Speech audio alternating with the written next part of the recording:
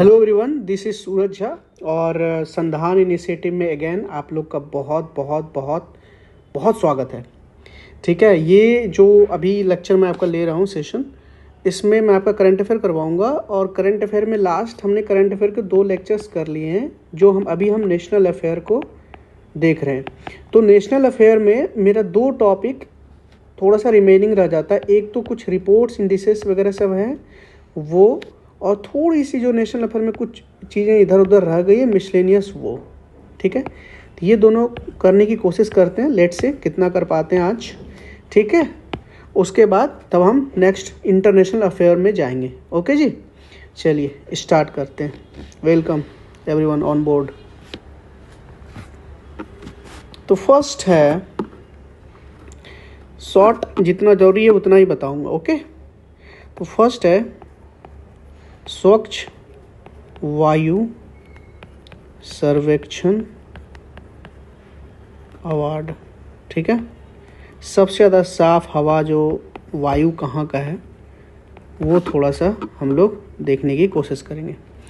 तो सबसे पहले, और जो national mission on clean air है वो इसी का पार्ट है। ठीक है, तो ये चीज़ समझना होगा पड़ा। ठीक है, अच्छा एक चीज़ जानिए आप कि नेशनल मिशन ऑन क्लीन जो है वो एवरी ईयर ना 7 सितंबर को होता है, बट इतना जाना जरूरी नहीं है। और यूएनजी ने उनको रिकॉग्नाइज भी किया था, बट इतना जाना नहीं है। थोड़ा सा ना कुछ मैं आपको बताता हूँ। इसमें स्वच्छ वायु सर्वेक्षण में जो कुछ रिजल्ट्स आए हैं ना उसके बारे में थोड़ा सा आप देख लीजिए। इसमें टोटल 3 कैटेगरी है। कैटेगरी मतलब इस तरह से बांटा गया कि पॉपुलेशन वाइज, जिसका पॉपुलेशन 10 लाख से ज़्यादा जिस सिटी का उसके हिसाब से, स्टेट का जिसका पॉपुलेशन उससे थोड़ा डाउन है उस हिसाब से। तो जो कैटेगरी 1 है ना, कैटेगरी वन जिसका पॉपुलेशन मोर देन 10 लाख है, उस कैटेगरी में सूरत फर्स्ट नंबर पे है। सिर्फ पहला याद कीजिए, सूरत आपको पता है ना कहाँ पे है, गुजरात में। तो सूरत सबसे साफ हवा वाली सिटी है, ये चीज़ समझना है कैटेगरी 1 में। और एक मैं चाहता हूँ कैटेगरी 2 भी आप याद रख लो। कैटेगरी 2, इसकी जो पॉपुलेशन है कैटेगरी 2 के वो 3 से लेकर 10 लाख के बीच है। ठीक है, ये है आपका फिरोज़ाबाद। कहाँ पे बताइए? फिरोज़ाबाद यूपी में है।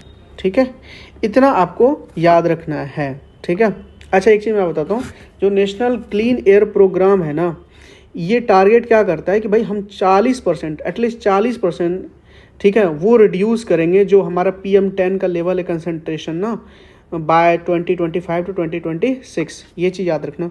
तो मैं इधर शॉर्ट में लिख देता हूँ कि जो नेशनल क्लीन एयर प्रोग्राम, ठीक है, इसको बोलते हैं NCAP।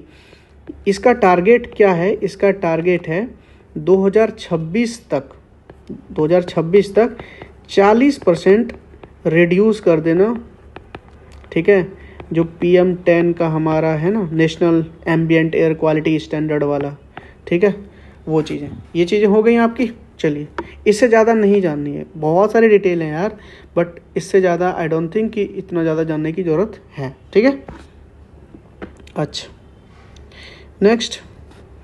नेक्स्ट है हमारा निर्फ।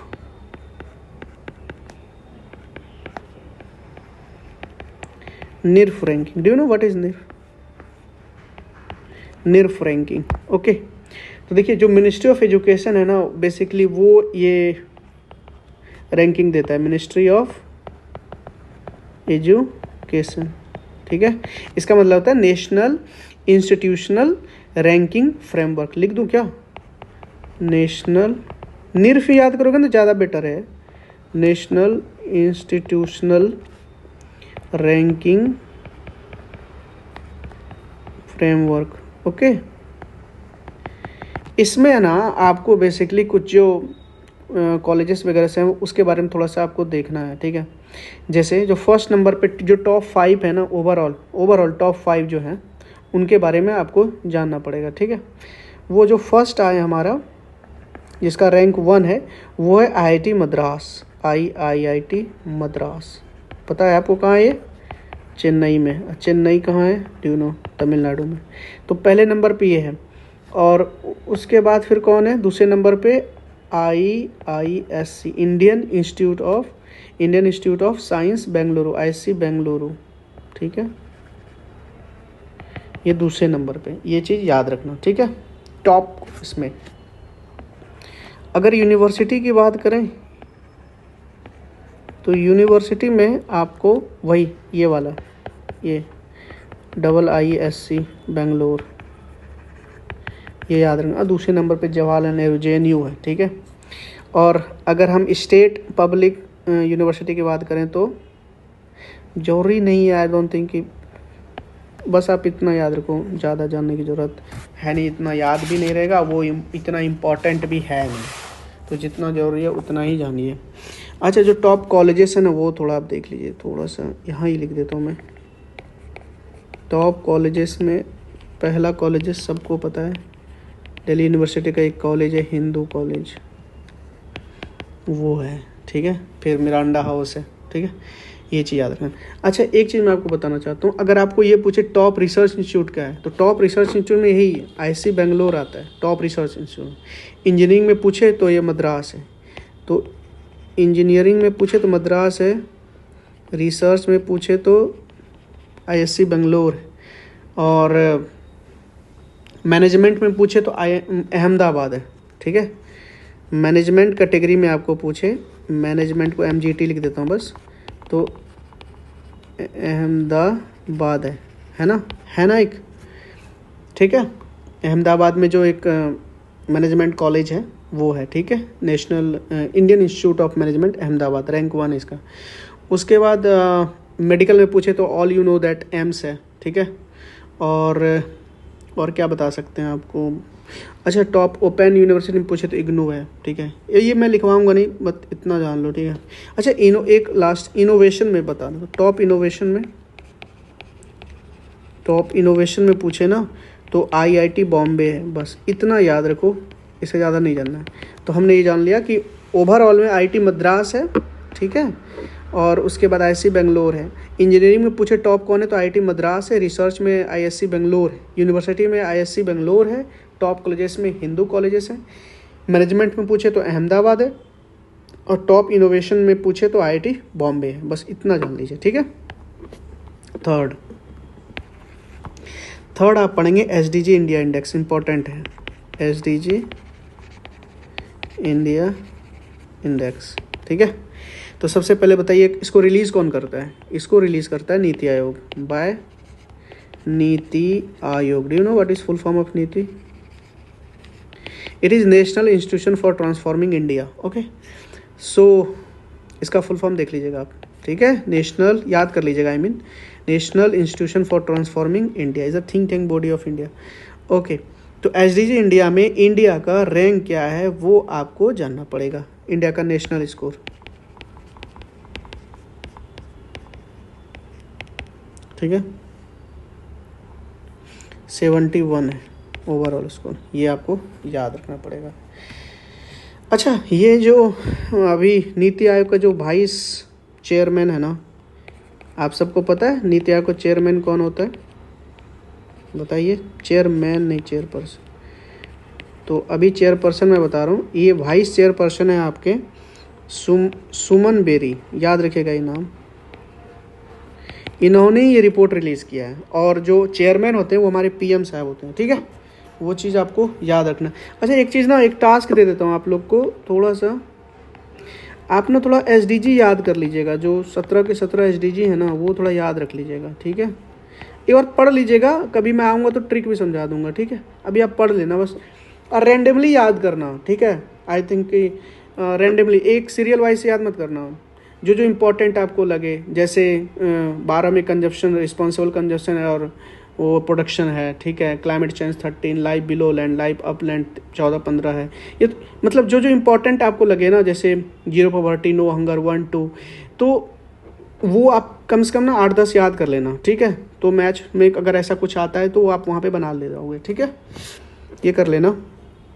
अच्छा, तो हम आते हैं SDG इंडिया इंडेक्स। तो इंडिया का रैंक, इंडिया का जो ओवरऑल स्कोर है वो 71 है, वो आपको याद रखना है। अच्छा, एक चीज़ जाननी है आपको, इंडिया ने जो स्कोर अपना सबसे ज़्यादा इंप्रूव किया ना, वो किस कैटेगरी में किया? वो क्लाइमेट एक्शन कैटेगरी में किया। ये आप लिख लो, सबसे हाईएस्ट स्कोर जो इंडिया ने, सच बात है हमने रिन्यूएबल एनर्जी का टारगेट ऑलरेडी अचीव कर लिया है, तो क्लाइमेट में हमने परफॉर्मेंस, हमारा क्लाइमेट एक्शन में हमारा परफॉर्मेंस सबसे ज़्यादा है। ठीक है, ये चीज़ आपको याद रखना है।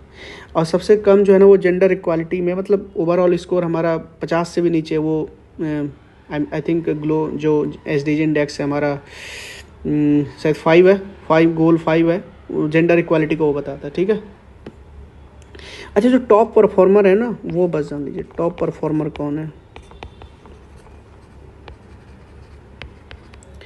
टॉप परफॉर्मर है, एक बार ना चेक कर लेता हूँ, फिर माइक रिकॉर्ड हो रहा है कि नहीं, वरना पता चले।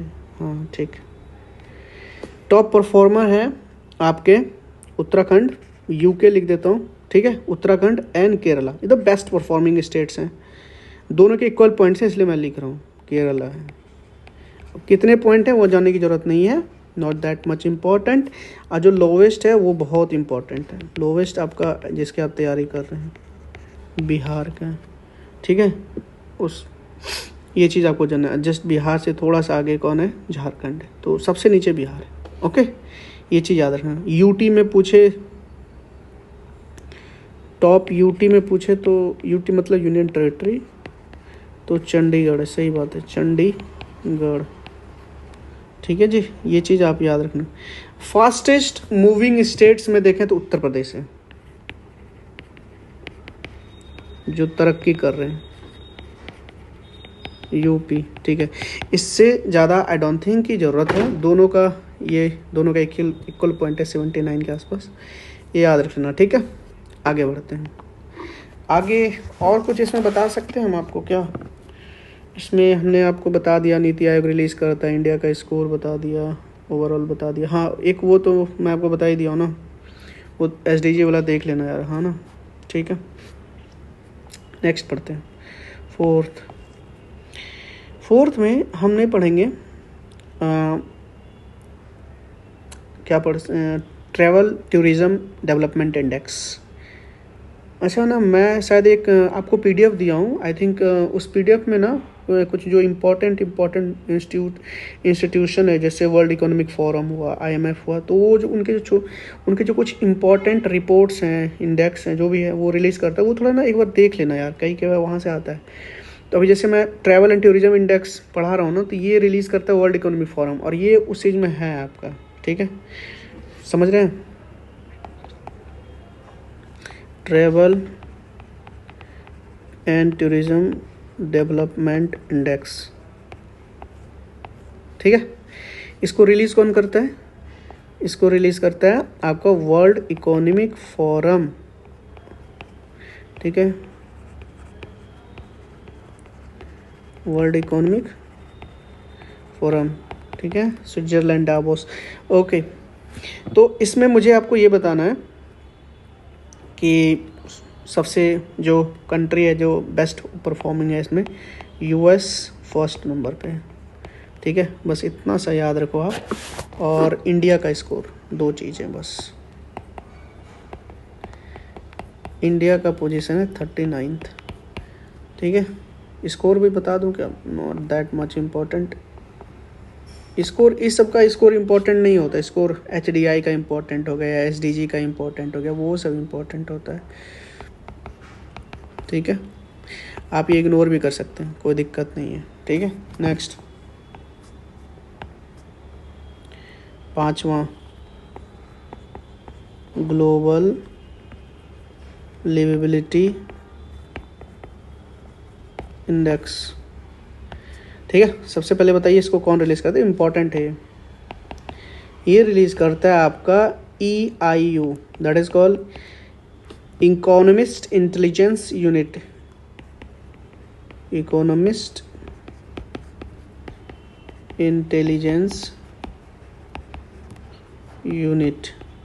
ठीक है, अच्छा, तो ऐसा कौन सा सिटी है जहाँ पे रहना सबसे अच्छा है ना, मोस्ट लिवेबल सिटी है वो।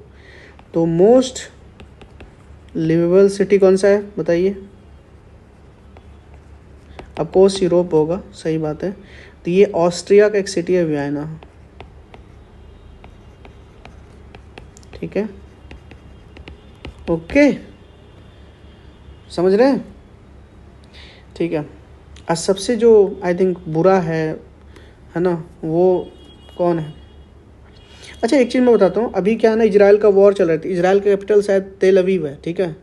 तो हमास के साथ वॉर होने के कारण जो है ना, तो सबसे ज़्यादा जो रैंक है ना उसका डाउन हो गया, सबसे ज़्यादा रैंक। ये इतना भी ज़्यादा इंपॉर्टेंट नहीं है, फिर भी आप ये याद रखो, वियना जो है वो ताकत है पहले नंबर पे। तो इंडिया स्पेसिफिक थोड़ा बात कर लेते हैं।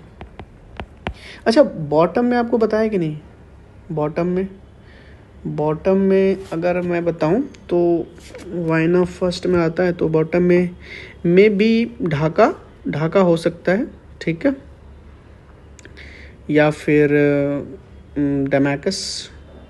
एक बार ना चेक कर लेना यार, ये एक बार चेक कर लेना कि वर्स्ट कौन है, ठीक है। एक बार चेक कर लीजिएगा इसको प्लीज़, ठीक है। चलिए नेक्स्ट हमें डेमाकस लगता, बट एक बार ठीक है चेक कर लीजिएगा। इंडिया का बता रहा हूँ, इंडिया में 2 सिटी है, न्यू दिल्ली एंड मुंबई, जो स्कोर ठीक ठाक उनका रहा है लेवल सिटी में। मुझे नहीं मालूम दिल्ली को क्यों इतना दिया, ठीक है। तो न्यू दिल्ली एंड मुंबई, ठीक है, दोनों को एक ही पोजीशन मिला है, दैट इज़ 141, ठीक है। ये चीज़ आप याद रखना। और ये कुछ सिटीज़ हैं, चेन्नई, अहमदाबाद, बेंगलुरु, बट टॉप पे न्यू दिल्ली और मुंबई है, ठीक है।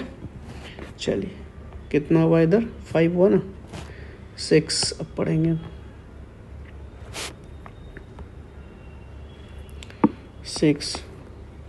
6 में हम पढ़ेंगे हाउस होल्ड कंजप्शन एक्सपेंडिचर सर्वे। हाउस होल्ड कंजप्शन एक्सपेंडिचर सर्वे, ठीक है। नाम से है ना, घर में आप कितना ज़्यादा खर्चा कर रहे हैं कंजप्शन पे, है ना, ये चीज़ें याद है।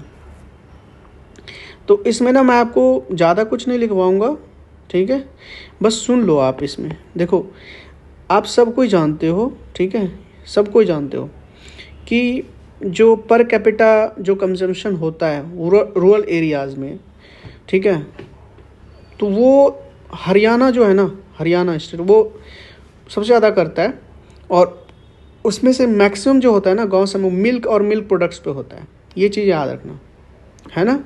लेकिन वही चीज़ अगर आप केरल जाओगे, साउथ जाओगे ना, तो साउथ में वही चीज़ एग, फिश, मीट पे हो जाता है, ठीक है। ये चीज़ आप थोड़ा याद रख लेना। इसमें ज़्यादा मैं आपको क्या ही बता, इसमें ज़्यादा कुछ इम्पोर्टेंट नहीं है, बट यही आपको बस समझाना था, ठीक है, और कुछ नहीं। आगे बढ़ते हैं, ठीक है। बहुत डिटेल है कि मेडिकल एक्सपेंडिचर कौन है, ये कौन है, वो कौन। अब ये सब याद करने जाओगे ना तो वो पूछेगा भी नहीं और वो अननेसेसरी होगा, ठीक है। अब मैं वो बताऊंगा भी नहीं आपको, ठीक है। नेक्स्ट हम पढ़ेंगे all India survey on Ayush, ठीक है। ये जानने से पहले मुझे ना सबसे पहले बताइए कि जो नेचुरल ट्रीटमेंट होता है, ठीक है, जो होता है उसमें क्या क्या आता है। तो उसमें आई थिंक योगा आता है, ठीक है, योगा नेचुरोपैथी इसमें आता है, ठीक है। उसके बाद यूनानी, ये लिस्ट में पूछा जा सकता है ना, फिर सिद्धा, फिर सोवा रिगपा, फिर होम्यो, एक लास्ट होम्योपैथी, ठीक है। ये थोड़ा लिस्ट एक बार याद रख लीजिएगा प्लीज़, है ना, ठीक है। तो अभी कुछ नहीं, जो नेशनल जो सैंपल सर्वे है उसका 79 राउंड हुआ था, तो उसी में इनके बारे में थोड़ा सर्वे किया गया था। तो रूरल एरियाज़, अर्बन एरियाज़ को लेकर सर्वे किया गया। जैसे मैं एक एग्जांपल देता हूँ आपको, रूरल एरिया में, इंडिया के रूरल एरिया में ये बताया गया 95% मेल जो हैं और फीमेल जो हैं, जो जिनका एज लगभग 15 साल है या उससे ज़्यादा है, वो बेसिकली अवेयर्ड हैं आयुष को लेकर के, और वही चीज़ अर्बन एरियाज़ में 96% है। बट क्या आपको लगता है ये इम्पोर्टेंट है? ये इम्पोर्टेंट नहीं है, लेकिन जानना क्या है, मुझे आपको ये लिस्ट जानवाना था कि ये जो 1 2 3 4 5 तरह के होते हैं ना, कई बार ये लिस्ट जाननी है आपको, ठीक है। अच्छा, इसमें से मुझे ये भी बताना है कि रूरल एरियाज़ में सबसे ज़्यादा यूज क्या होता है, ठीक है, और अर्बन एरियाज़ में यूज क्या होता है। देखो, रूरल आयुर्वेदा पे ना लोग ज़्यादा फोकस करते हैं। कहाँ गया आयुर्वेदा यार? Naturopathy, Ayurveda is a part of this all. इसमें होम्योपैथी पे अच्छे खासा लोग विश्वास करते हैं, ठीक है। ये चीज़ आप याद रखना। और बाकी इस रिपोर्ट्स में ऐसा कुछ इम्पोर्टेंट नहीं है जो मैं आपको यहाँ पे बताऊँ, ठीक है। नेक्स्ट, जिसमें कुछ ज़्यादा इम्पोर्टेंट कुछ चीज़ें नहीं है उसको मैं नहीं बताऊँगा, ठीक है, उसको याद भी नहीं रखना आपको। एक next, QS world university ranking. थोड़ा सा ना लाइन पर रहिएगा, लगता है कोई गेट पे आया है, प्लीज़ सॉरी, थोड़ा लाइन पर रहिएगा।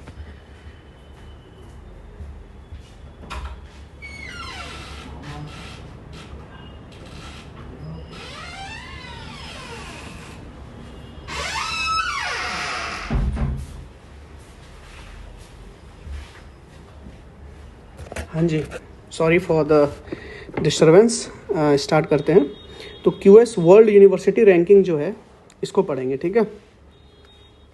तो जो बेस्ट इंस्टीट्यूट हैं इसमें वर्ल्ड में, वो मैसेच्यूट इंस्टीट्यूट ऑफ टेक्नोलॉजी है, उनको ये चीज़ मिला है, तो वो मैं बता देता हूँ, ठीक है। ये बस याद रखना, जो बेस्ट हैं MIT, दैट इज़ कॉल्ड मैसेच्यूट, मैस्कट्स भी बोलते हैं बहुत लोग, मैस्कट इंस्टीट्यूट ऑफ टेक्नोलॉजी। और पता है एक इंटरेस्टिंग बात, लगातार 13 टाइम इसको ये पोजीशन इन्होंने रिटेन किया है भाई सर, ठीक है। अच्छा, ये जो QS वर्ल्ड यूनिवर्सिटी रैंकिंग निकालता कौन है? यही निकालता है QS। QS का मतलब होता है क्वेकरली सिमॉन्स, ठीक है। अच्छा, तो यूनाइटेड स्टेट्स इस रोल में सबसे ज़्यादा लीड कर रहा है, उसके बाद यूनाइटेड किंगडम कर रहा है। हमें थोड़ी सी जाननी है इंडिया के बारे में, बस उसके बारे में, इसके बारे में कुछ नहीं जाननी है। इंडिया के बारे में जाने तो IIT जो बॉम्बे हमारा वो टॉप पे है, IIT बॉम्बे, ठीक है, ये चीज़ आपको याद रखना है। उसके बाद और भी हैं, ज़्यादा नहीं जानना है इसके बारे में, ये चीज़ आपको याद रखनी पड़ेंगे, ठीक है। ओके, नेक्स्ट हम आपको पढ़ाएंगे 9 number, state startup ranking. State startup ranking. State startup ranking में ये बेसिकली रिजल्ट ये पब्लिश कौन करता है? स्टार्टअप वाला ये करता है आपका MOCI, मतलब ministry of commerce and industry, ठीक है। तो इसमें कैटेगरी वाइज है, जो चीज़ें पूछी जा सकते हैं वो मैं बताता हूँ। कैटेगरी A में, ठीक है, कैटेगरी A में जो बेस्ट परफॉर्मर हैं वो है गुजरात, ठीक है। गुजरात है, कर्नाटका है, स्टार्टअप के मामले में इतना याद रखो। केरल भी है, KRL लिख देता हूँ, उसके बाद तमिलनाडु भी है, ठीक है। हमें जाननी है थोड़ा सा बिहार स्पेसिफिक। बिहार जो है वो कैटेगरी 1 में ही आते हैं, ठीक है, पार्ट ऑफ कैटेगरी 1। और बिहार एस्पायरिंग लीडर की कैटेगरी में है, उसमें एस्पायरिंग लीडर। और बिहार के साथ साथ पता है हरियाणा भी है, ये बता देता हूँ। तो ये थोड़ा इंपॉर्टेंट डिटेल है बिहार के बारे में, इसको थोड़ा याद रख लेना। कैटेगरी B में जानना नहीं है, हिमाचल प्रदेश है, बट इतना इंपॉर्टेंट नहीं है, ठीक है। ओके, नेक्स्ट जो 10 नंबर है वो आपका, ठीक है, वो मैं आपको बताता हूँ, तो क्राइम से रिलेटेड बताता हूँ, ठीक है। क्राइम, एक एनसीआरबी की भी तो रिपोर्ट आती है, तो उसका मैं थोड़ा सा आपको बता देता हूँ क्राइम रेट को लेकर के। थोड़ा सा रेड पेन 10 एनसीआरबी का रिपोर्ट, थोड़ा सा ज़्यादा नहीं बताऊँगा, थोड़ा थोड़ा, ठीक है। क्या है देखिए, अगर आप मैरिज रिलेटेड प्रॉब्लम को छोड़ दें जो लगभग 32% के आसपास हैं, ठीक है। सबसे ज़्यादा क्राइम मैरिज रिलेटेड है, ये तो आप लिख लो। पहली बात मैरिज रिलेटेड है 32 सबसे ज़्यादा, ठीक है। उसके बाद छोड़ो यार, वहाँ ये तो याद ही रख लो आप, मैरिज रिलेटेड ये रहेगा सही, है ना। उसके बाद मेल टू फीमेल जो सुसाइड रेट है वो आप सिर्फ लिखो, मैं लिखवाऊंगा नहीं, वो याद रखो। थोड़ा समझो कि ज़्यादा ना मेल सुसाइड कर रहे हैं as compared to the female, ठीक है ना। लगभग मैं अगर आपको बताऊं तो 72% के आसपास मेल और 28% के आसपास फीमेल, ओके। लेकिन मुझे बताना है कि सबसे ज़्यादा क्राइम हो कहाँ रहा है। तो भाई साहब यहाँ पे उत्तर प्रदेश टॉप पे है, टॉप पोजीशन को लेकर के एकदम अव्वल स्टेट पे है, ठीक है। अब वुमेन के खिलाफ सबसे ज़्यादा कहाँ पे है, अगेंस्ट वुमेन कहाँ पे है, दिल्ली। दिल्ली में सबसे ज़्यादा क्राइम वुमेन को लेकर के है, ठीक है। अब मैं जो ये बता रहा हूँ ना, यूपी टॉप, ये एब्सोल्यूट नंबर में बता रहा हूँ, मैक्सिमम एफआईआर हुए हैं, ठीक है। और डेंसिटी को लेकर के, मतलब जितना पॉपुलेशन उसके हिसाब से अगर देखा जाए तो महिलाओं के प्रति सबसे ज़्यादा दिल्ली में होता है। लेकिन अगर हम एब्सोल्यूट नंबर में बोलें तो महिलाओं के प्रति आपको से पॉपुलेशन ज़्यादा है तो उत्तर प्रदेश होगा। ये चीज़ आप याद रखें, ठीक है, ओके। और एक लास्ट रिपोर्ट्स में है and that is road accident के लिए है 11।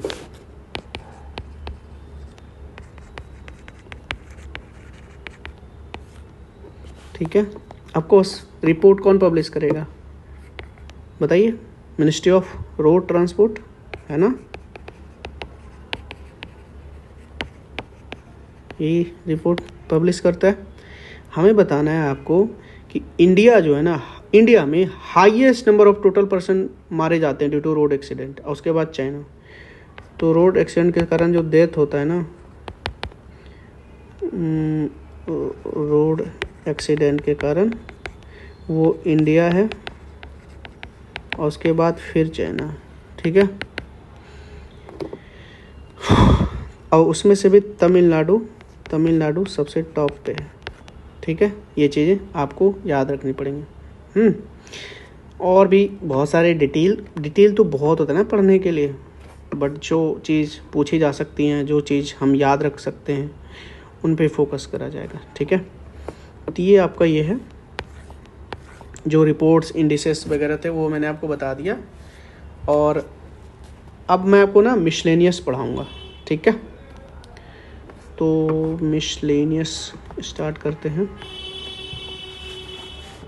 कुछ करवा रहे हैं मिसलेनियस आपको, ठीक है। नेशनल अफेयर के मिसलेनियस,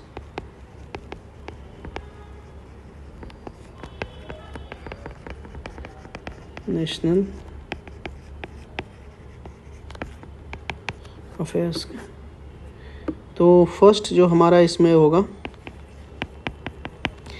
ये मैं आपको बता देता हूँ सिर्फ कि जो उत्तर प्रदेश है ना, उन्होंने, उत्तर प्रदेश ने, ये बात आप ऑप्शन भी आएगा ना तो आप मारोगे, मुझे पता है। उत्तर प्रदेश ना टॉप अचीवर का जो स्टेटस है वो उन्होंने बैक किया, ओके।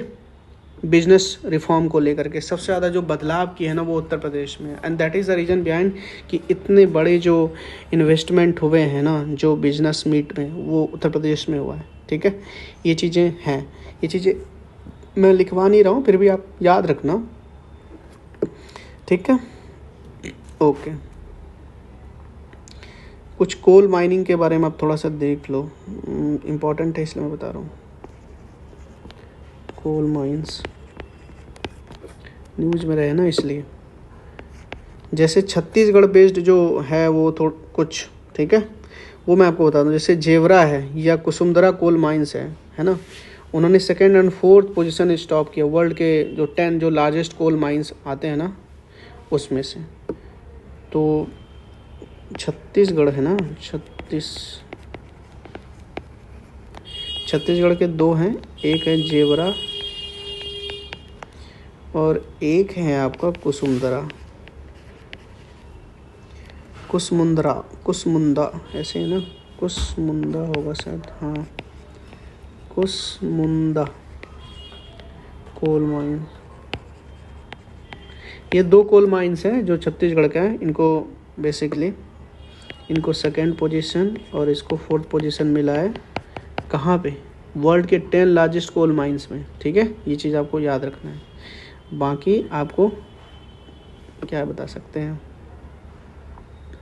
अच्छा ये जो छत्तीसगढ़ का ना डिस्ट्रिक्ट है, कोरबा डिस्ट्रिक्ट बेसिकली, वहाँ पे कोरबा डिस्ट्रिक्ट में जो कोल माइनिंग होता है ना, वो पूरे इंडिया का जो टोटल कोल प्रोडक्शन है ना, उसका 10% सिर्फ छत्तीसगढ़ का वो डिस्ट्रिक्ट करता है।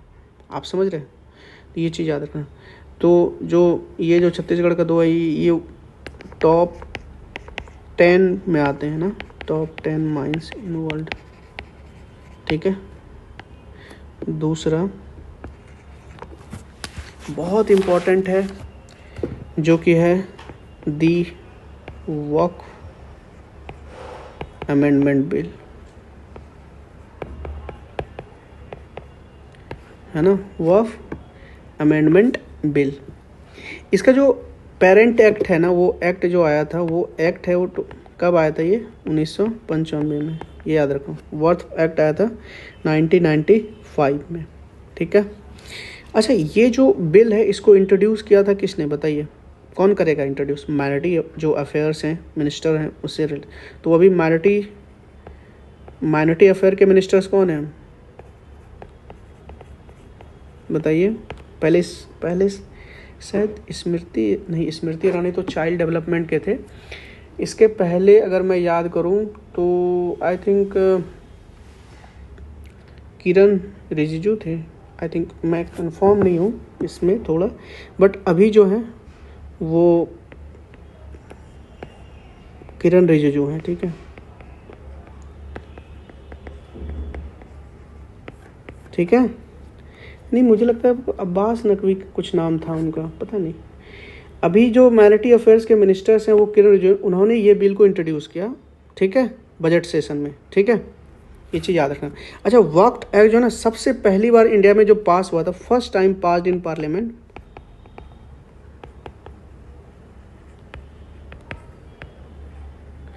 वो हुआ था आपका 1954 में। और अभी ना इसको डिस्कशन करने के लिए अच्छे से इसको जेपीसी के पास भेज दिया गया फर्दर स्क्रटनी के लिए। तो अभी नौ अंडर जेपीसी मतलब समझते हैं, ज्वाइंट पार्लियामेंट्री कमेटी।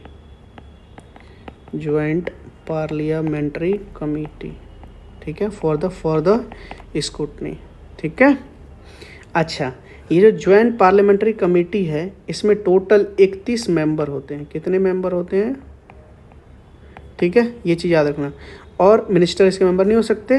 प्लस इसको लीड कौन कर रहा है? इसको लीड कर रहा है बीजेपी का एक एमपी है, जगदम्बिका पाल,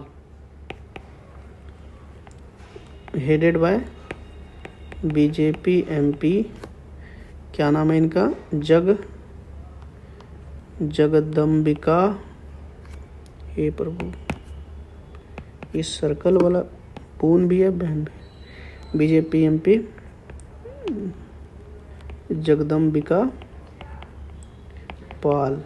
ठीक है जी, ये चीज़ आपको याद रखना है। क्या थोड़ा सा जेपीसी के बारे में बता दूं? अच्छा, एक चीज़ तो मैं आपको बता दिया ना कि 31 मेंबर हैं, ये चीज़ आप याद रखोगे। ये एक टाइप का एडहॉक पार्लियामेंट्री कमेटी होता है, कुछ समय के लिए बनता है, जिसका टेन्यूर बहुत कम होता है। काम खत्म हुआ, कमेटी को डिसॉल्व कर दिया जाता है ना। अच्छा, जेपीसी में जितने मेंबर होते हैं ना, तो जेपीसी में मान के चलो अगर लोकसभा में या राज्यसभा में टोटल नंबर ऑफ एक्स हैं, तो यहाँ पे 2x होता है, जस्ट डबल, है ना। लोकसभा मेंबर जो होते हैं यहाँ पे डबल होते हैं as compare to Rajya Sabha member in the committee. ठीक है, अच्छा ये चीज़ हो गया। और इस कमेटी को एज ए मिनी पार्लियामेंट भी बोलते हैं। ठीक है, कमेटी के जो भी सजेशन होंगे वो क्या कहते हैं, वो एडवाइजरी होगा नेचर में, है ना, सजेशंस होंगे सिर्फ, ठीक है, गवर्नमेंट एक्सेप्ट कर भी सकती है, गवर्नमेंट एक्सेप्ट नहीं भी कर सकती है, ठीक है। तो हमें बेसिकली इसमें ना कुछ चीज़ें हैं जो वक्फ बिल में जो सजेस्टेड जो अमेंडमेंट आया है वो थोड़ा सा मैं आपको बताना चाहता हूँ। इसमें ये है कि वक्फ के जो मेंबर कौन है उसको लेकर के है। इसमें कहा जा सकता है कि एक पर्सन ठीक है, वो मतलब bill states that only one person who is practising Islam, समझिएगा, ठीक है ना, फॉर एटलीस्ट 5 years वही डिक्लेयर करेगा वक्फ को कि भाई ये प्रॉपर्टी वक्फ की है, ठीक है, समझे। तो ये चीज़ मैं बताता हूँ, ओनली वन पर्सन, ओनली अ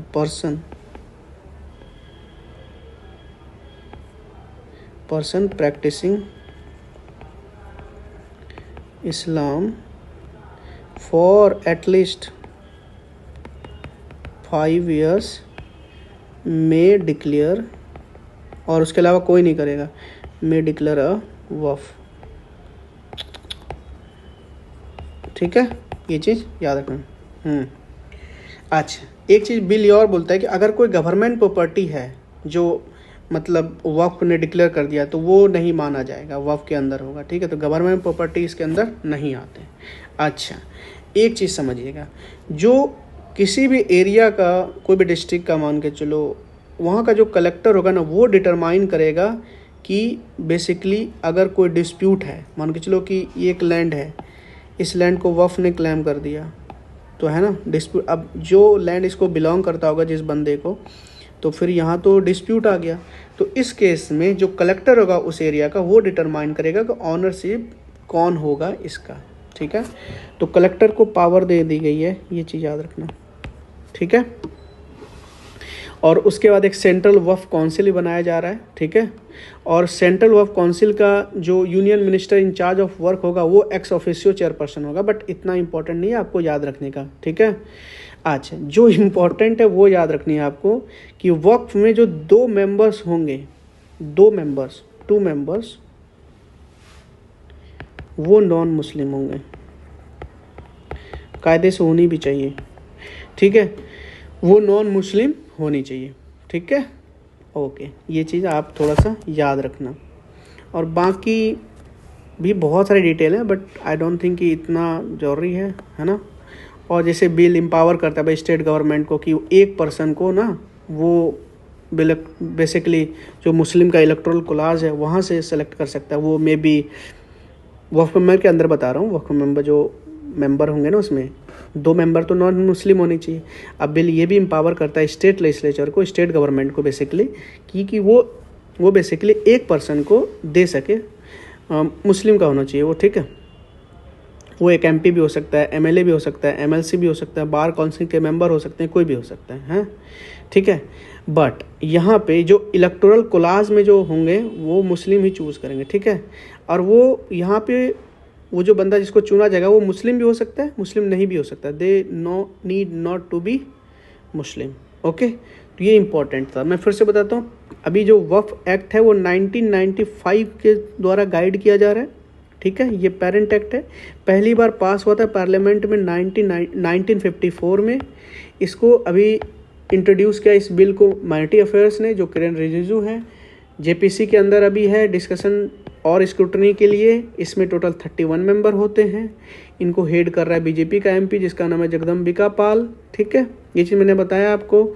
अच्छा, एक जो पर्सन होगा जो इस्लाम प्रैक्टिस कर रहा है वही डिक्लेयर करेगा, जो 5 साल से प्रैक्टिस कर रहा है इस्लाम को वही डिक्लेयर कर सकता है कोई प्रॉपर्टी को एज ए वक्फ प्रॉपर्टी। उसके बाद कोई अगर डिस्प्यूट है तो कलेक्टर डिसाइड करेगा। 2 मेंबर नॉन मुस्लिम्स होंगे और एक मेंबर जो है, एक पर्सन जो होगा वो जरूरी नहीं को मुस्लिम हो या नॉन मुस्लिम भी हो सकते हैं, स्टेट गवर्नमेंट उसको नॉमिनेट कर सकता है as a person of this, okay. ये चीज़ें आपको याद रखनी है, थोड़ा सा डिटेल था, इंपॉर्टेंट है इसलिए मैं आपको बताया। अच्छा, एक चीज़ और, नेक्स्ट, यूनेस्को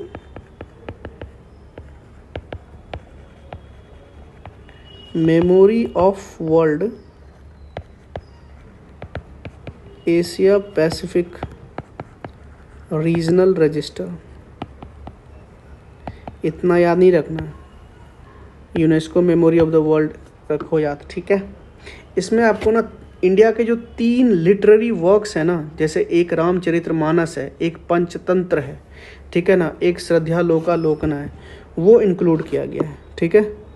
तो इनके अंदर 3 वर्क्स हैं ऑफ इंडिया जो इनके अंदर डाले गए हैं, एंड दैट इज़, पहला है आपके रामचरितमानस जी, रामचरितमानस, दूसरा है पंचतंत्र, विष्णु शर्मा का है पंचतंत्र, ठीक है, एंड थर्ड इज सद्य लोका, है ना, लोकाना, ठीक है। These all have been included in UNESCO memory of the world Asia Pacific regional register.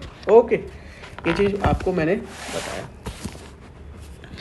अच्छा, रामचरित के बारे में थोड़ा सा जान लेते हैं। रामचरितमानस को गोस्वामी तुलसीदास जी ने लिखा था, तुलसीदास जी ने 16वीं सेंचुरी के आसपास, ठीक है। ओके, पंचतंत्र जो है विष्णु शर्मा है इनके, याद रखिएगा इसको, विष्णु शर्मा ने लिखा ये 200 BC के आसपास। और ये जो श्रद्धालोकालोकना है, इनके आचार्य आनंदवर्धन है, संस्कृत हैं ये, बाय आचार्य आनंदवर्धन, ठीक है।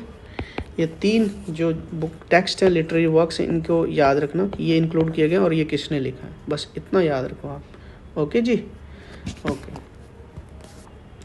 अच्छा, नेक्स्ट है जो इंडिया है ना, वो जो उनका जो भी पोजीशन है वो 3rd लार्जेस्ट है, मतलब सोलर पावर प्रोड्यूस करने में ग्लोबल स्टैंडर्ड पे, ठीक है। तो सोलर पावर प्रोडक्शन में इंडिया के बारे में पढ़ेंगे, ठीक है। तो पोजीशन क्या है इंडिया का एट ग्लोबल स्टेज, 3rd है, ठीक है, समझ रहे हैं। अच्छा, एज ए प्रोड्यूसर, लेकिन अगर मैं बात कहूँ इंस्टॉल पावर कैपेसिटी की, तो इंडिया का रैंक 5th है। ये एज ए प्रोड्यूसर के टर्म में है, ठीक है ना। लेकिन but in terms of installed renewable energy power capacity, इसकी रैंकिंग में देखें तो इंडिया का रैंक 5th है, ठीक है। अच्छा, एक चीज़ मुझे आपको बतानी है, तो इसमें जापान जो है इनके जस्ट 3rd पोजीशन है उनका, छोड़ो। इंडिया का ना टोटल कंबाइंड इंस्टॉल कैपेसिटी पता है कितना है रिन्यूएबल एनर्जी इंडिया का? वो है लगभग 13136 गीगावाट के आसपास टोटल इंडिया का, ठीक है, कंबाइंड इंस्टॉल्ड कैपेसिटी। याद रखना, ये बहुत इंपॉर्टेंट है, इंस्टॉल्ड कैपेसिटी। यहाँ पे एक इम्पॉर्टेंट चीज़ मैं बताने जा रहा हूँ, वो ये है कि रिन्यूएबल एनर्जी जो बास्केट है, ठीक है, उसमें से हमने सबसे ज़्यादा क्या है वो पढ़ेंगे। तो सबसे ज़्यादा सोलार है, उसके बाद विंड है, उसके बाद हमारा बायोमास है। ये थोड़ा सा ये याद रखना प्लीज़, ठीक है, बायोमास है, एंड देन स्मॉल हाइड्रो, ठीक है, उसके बाद वेस्ट टू एनर्जी वाला प्रॉब्लम, ठीक है। तो सोलार, बेसिकली सोलार में हम लोग 67% हमारा टोटल रिन्यूएबल एनर्जी का प्रोड्यूस सोलार से करते हैं, 42-43% विंड से करते हैं, लगभग इतना याद रखो, ठीक है, ये चीज़ याद रखना। ओके, टारगेट हम तो बहुत कर रखे हैं, मतलब 2030 तक हमारा टारगेट 500 गीगावाट का है, ठीक है, as a part of Panchamrit, you know that ना, नेशनल डिटरमाइंड कंट्रीब्यूशन। ओके, ये चीज़ आपने देख लिया। अच्छा, नेक्स्ट है एशियन बुद्धिस्ट, इम्पोर्टेंट है, Asian Buddhist conference for peace. ठीक है। अच्छा, इसके बाद ना मैं एक छोटा सा वीडियो और रिलीज़ करूँगा, ये हमारा लास्ट है, इसके बाद एक और है, उसके बाद लास्ट है, उसके बाद एक छोटा सा वीडियो रिलीज़ करूँगा, वो होगा एक जो छोटे छोटे न्यूज़ शॉर्ट में रहे ना वो बताऊँगा। ठीक है, तो उसके लिए मैं अलग से वीडियो रिलीज़ कर दूँगा, वो भी मिसलेनियस का ही पार्ट है बट उसका अलग से रिलीज़ कर दूँगा। अभी पढ़ते हैं, Asian Buddhist conference for piece, ये कहाँ हुआ इनका असेंबली? ये हुआ न्यू दिल्ली में। क्या हुआ यार? अच्छा ओके, न्यू दिल्ली में हुआ। ये चीज़ें आप याद रख लो, इसका थीम थोड़ा सा याद रख लीजिए।